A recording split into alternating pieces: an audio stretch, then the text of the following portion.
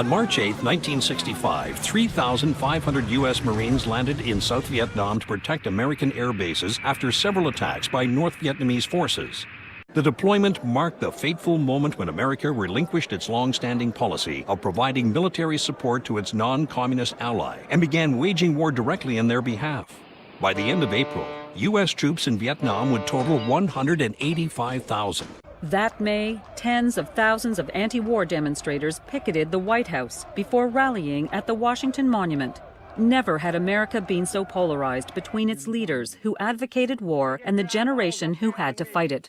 The idea that young Americans were cowards who did not love their country was as false as the supposition that American policymakers were warmongers. The boomers wanted peace, but did not believe that the escalating violence would produce it. The establishment saw the boomers' calls for peace and love as naive. They wanted security, but they could not conceive of any alternative other than force to secure it. In 1966, there was no one to mediate between them, and so the war, both at home and abroad, dragged on. That same May, the Mamas and the Papas became the first mixed-gender group to earn a #1 hit on the Billboard charts with their song, Monday, Monday. By the mid-60s, most boomers had all but rejected the rigid gender roles imposed on them by their parents.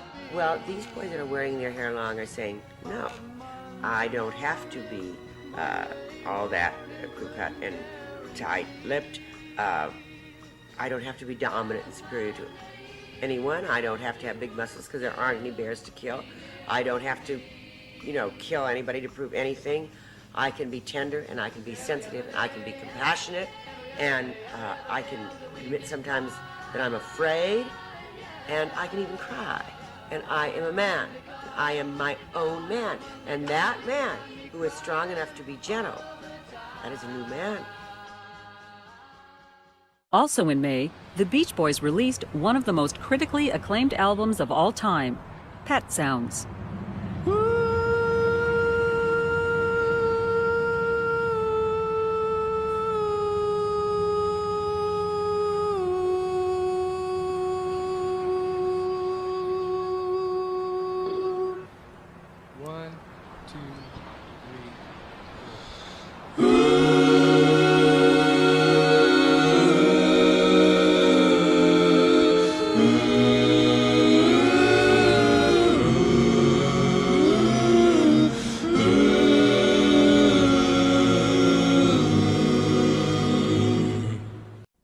'66 also saw the end of one iconic American television series and the start of another. After 14 years, The Adventures of Ozzie and Harriet aired its last episode on September 3, 1966. Although the show was never a top 10 hit, the Nelsons had become synonymous with the idealized 1950s American family. The show remains the longest-running live-action sitcom in U.S. television history. 5 days later, Star Trek debuted on NBC.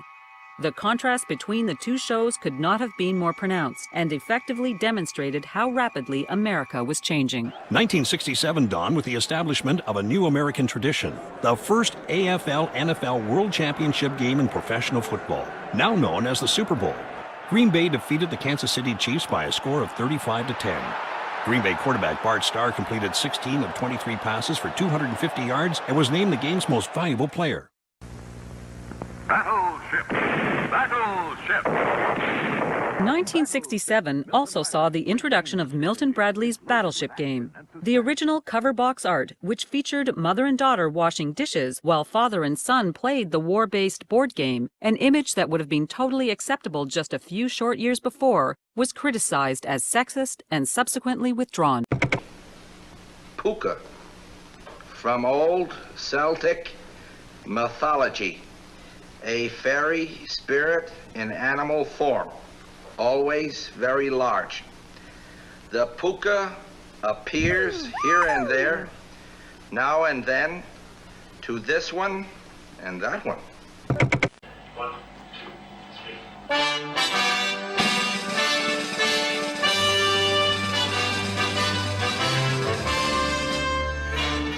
The summer of 1967 has come to be known as the Summer of Love.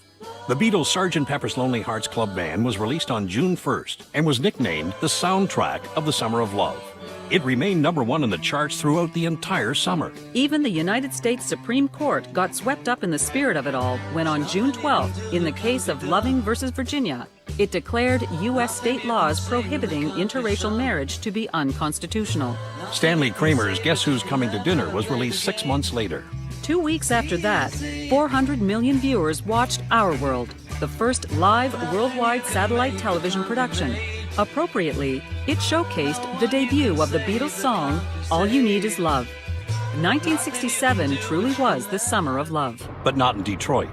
On July 23rd, one of the worst race riots in U.S. history began on 12th Street.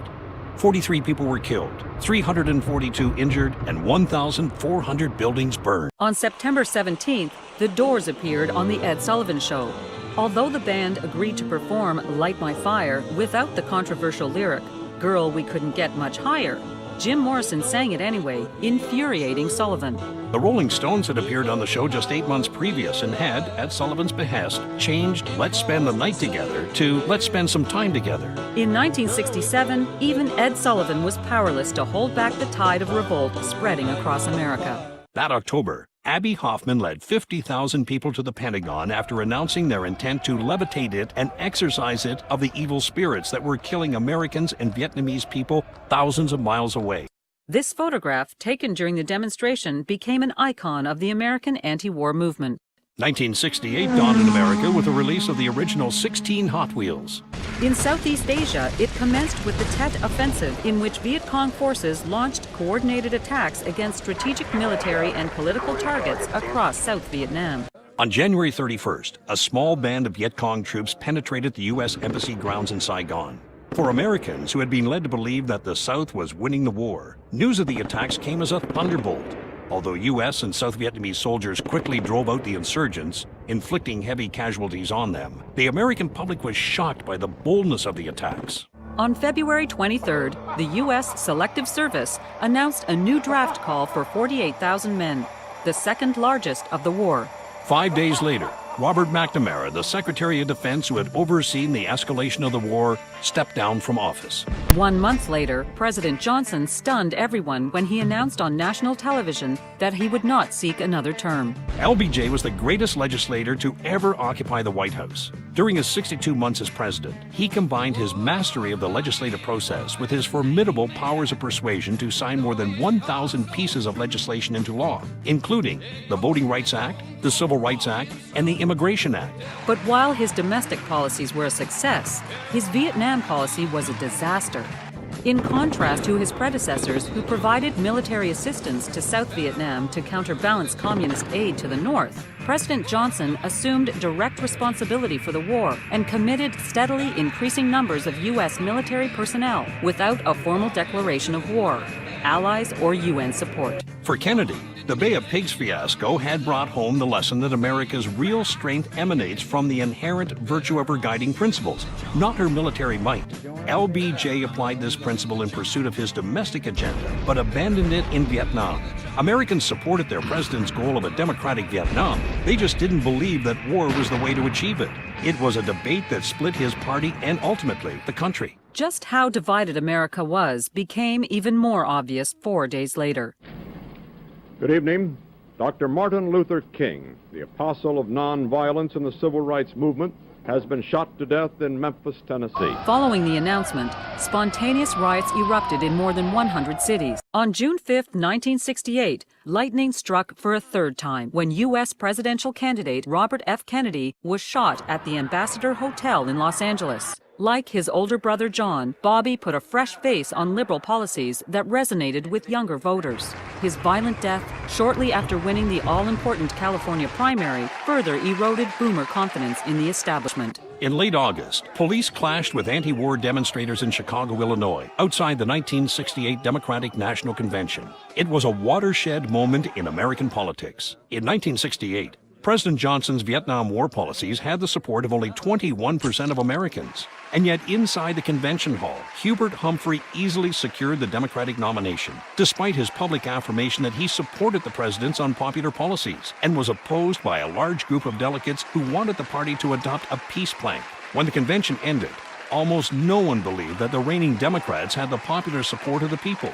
That November, Hubert Humphrey went down to defeat.